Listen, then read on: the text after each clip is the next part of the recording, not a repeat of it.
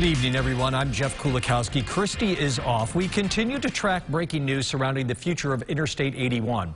After months and months of waiting, we've learned the final design plan for the highway will be released tomorrow.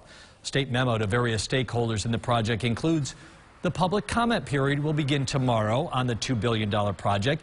It will then last 60 days, so through September 14th. It was 2 years ago the state released its preliminary plans for the aging highway. It calls for tearing down the elevated portion through the city and replacing it with a community grid of city streets. There have been revisions since, and now the final design plans are out and sent to places like the Salina Town Hall for eventual review by the public. In a statement sent to News Channel 9, Salina's town supervisor, Colleen Gunnup, saying, in part, quote, "Hopefully New York State officials will finally begin to listen to the concerns of all constituents through this period of public comment and adopt changes into a new project proposal that works for all shareholders." We have the full statement online at localsyr.com. Syracuse Mayor Ben Walsh also weighing in, joining us live last half hour, telling me he's not expecting any surprises in this final plan.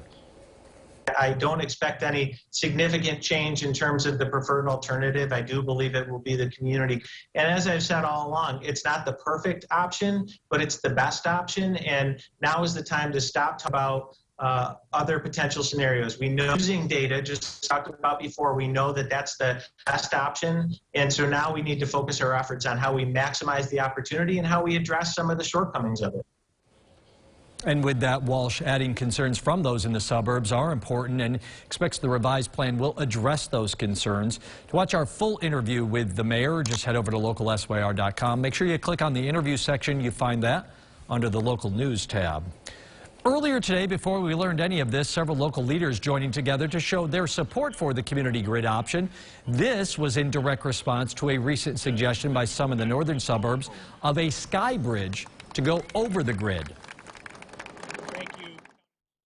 People are dying over here, but you're worrying about getting to work a little too late. Well, get up a little earlier and get to work. You still have your life.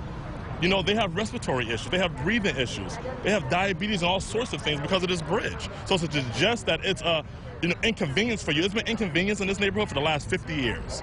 So enough is enough. The grid option has the backing of most federal officials, including Transportation Secretary Pete Buttigieg, who was just here in Syracuse.